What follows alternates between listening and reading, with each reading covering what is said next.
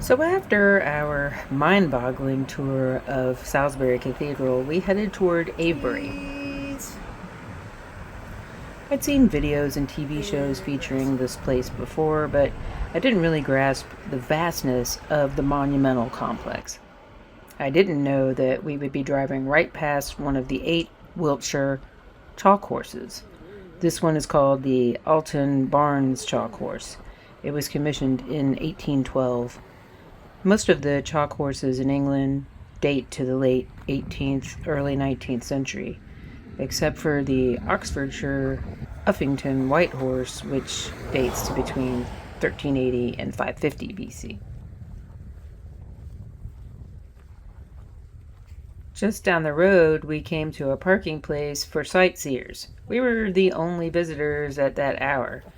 This was probably around 3 in the afternoon, and some clouds were rolling in. Hill, you got a great view of like this and the mound and the other stuff.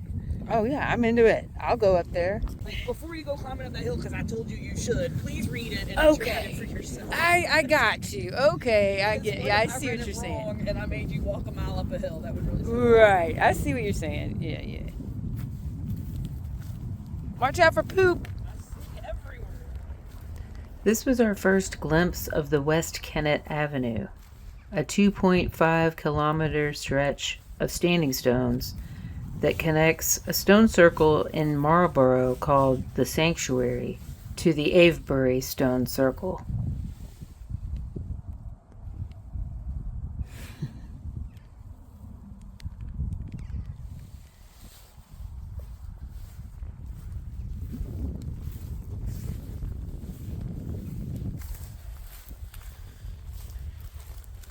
I did hike to the top of the hill, which is known as Waden Hill. Little did I know then, in July of 2025, that 8 months later, in April of 2026, a crop circle would appear there.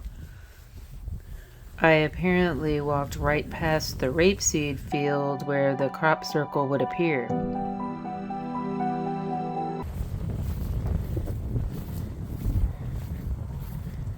But for now, I was satisfied to get an amazing view of Silbury Hill, the largest human-made mound in Europe. Silbury Hill is 39 meters tall and takes up a 5.5-acre footprint. Archaeological estimates date it to roughly between 2470 and 2350 BC. There were no burials found there. It's primarily a mound made of chalk built on top of a smaller organic mound, and experts seem to agree that it took about 2,000 years to construct. 18 million working hours, as megalithic.co.uk phrases it.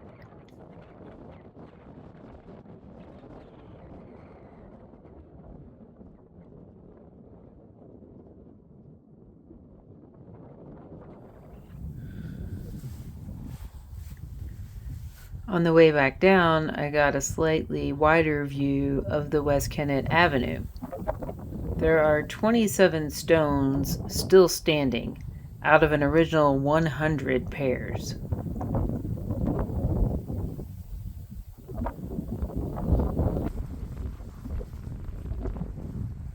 Then I went back down to join Gwennan and get a closer view of the stones. Look at this.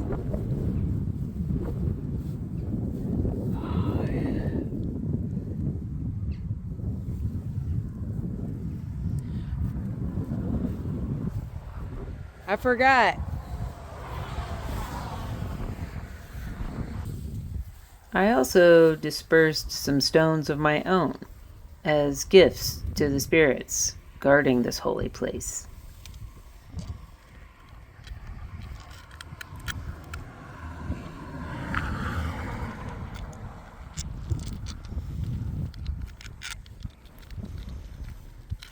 Because it surely felt holy to me. In fact, it felt every bit as holy as Salisbury Cathedral. Maybe even more so.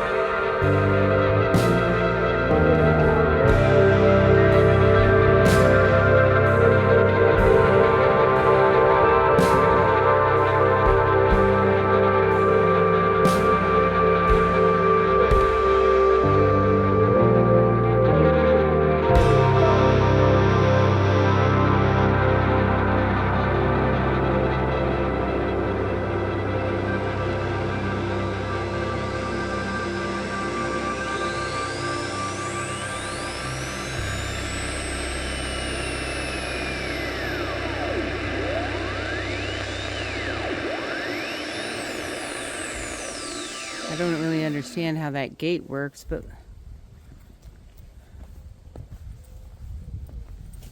I think you just walk in through it like this.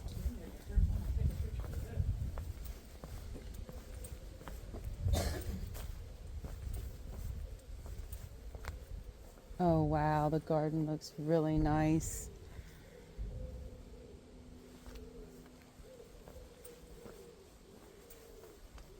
I think we can get in through the other side to the garden. Beautiful. Oh, look.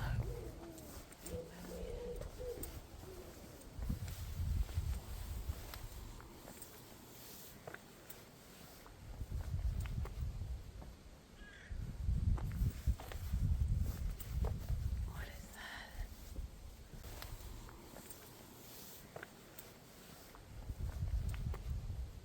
Look at this. Are you kidding me?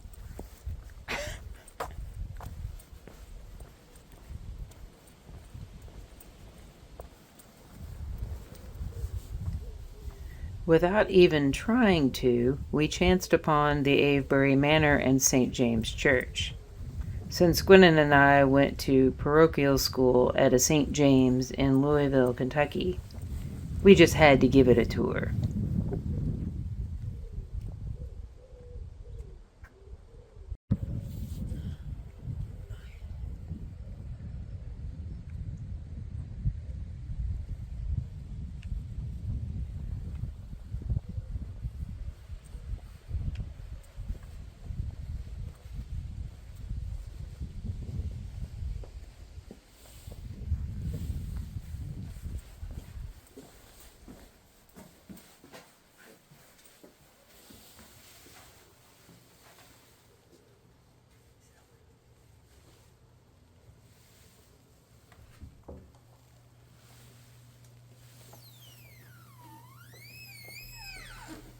The nave of St. James's was built by Anglo-Saxons around 1000 AD. It was then added on to between the 12th and 15th centuries.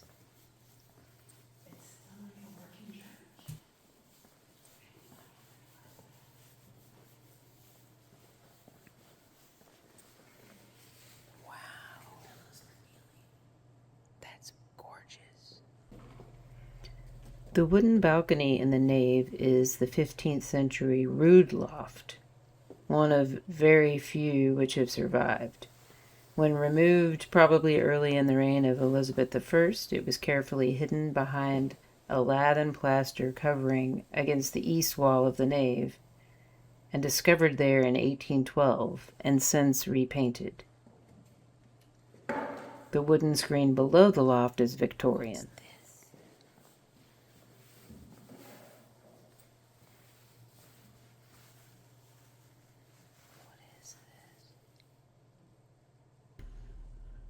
The baptismal font is from the early 12th century.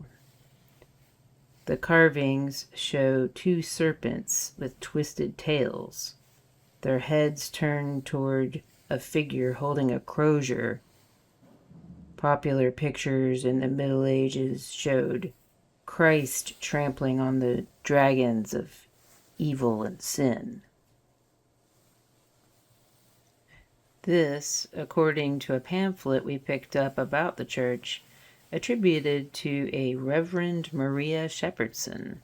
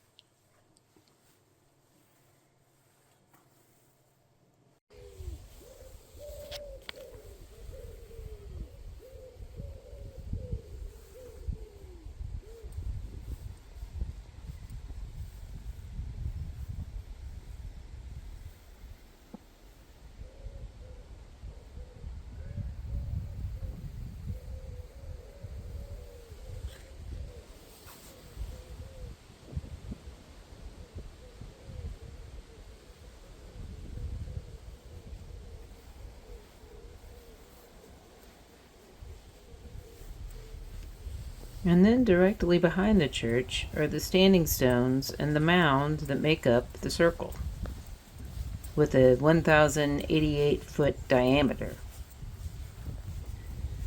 The village was basically settled outside the circle, then gradually breached it, and sadly destroyed some of it. This process was continual from the 11th century on, which is why these marker stones were later placed.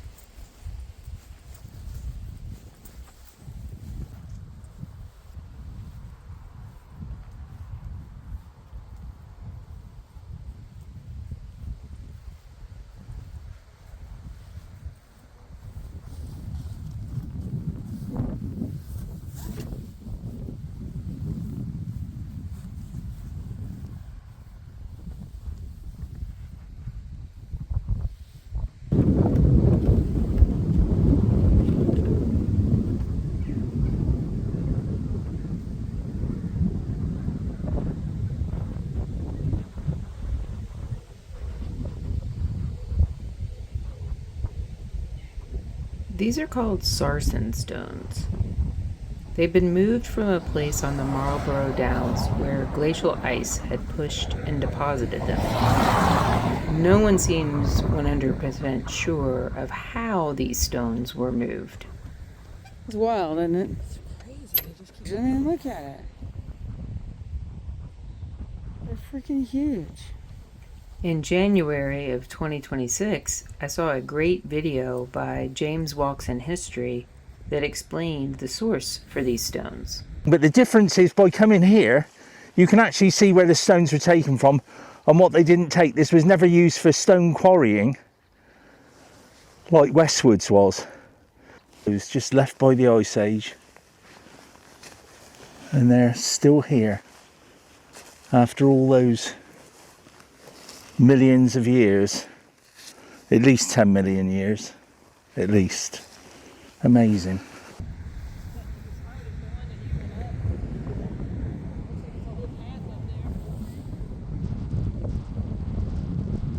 this whole mound right here. This whole it's like a serpent mound or something over here. Right. Right. It's huge.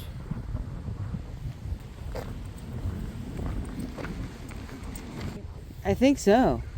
I think this is it, right? And it goes all the way around.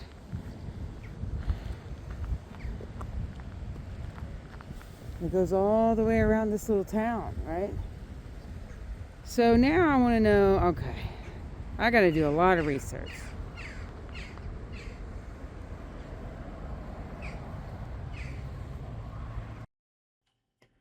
This drawing is from a late 19th century Swedish encyclopedia called Nordisk Familjebok and shows how antiquarians thought the stone circle may have looked at its peak.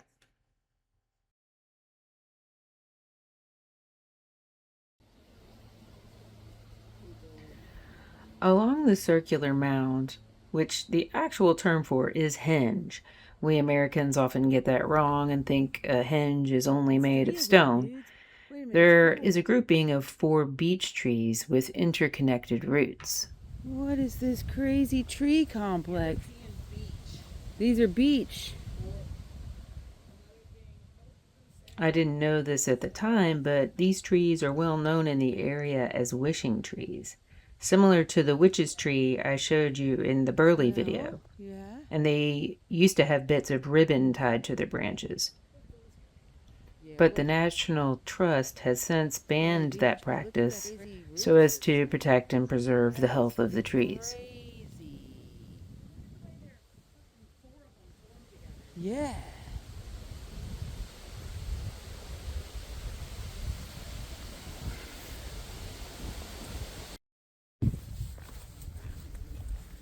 This one, you think it fell over a little bit? Ooh, there's a neat feather. Yeah. Is that from a partridge? Yeah, it looks bigger than that. That's like a hawk.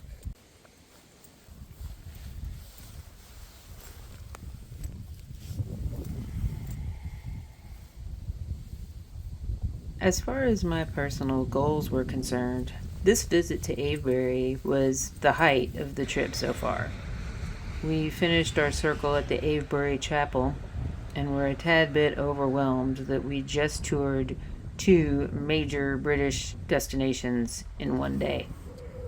And the cute daisies. Look at that. It's cute. Really, it was Joanna's mom's favorite flower too. That is something else, man.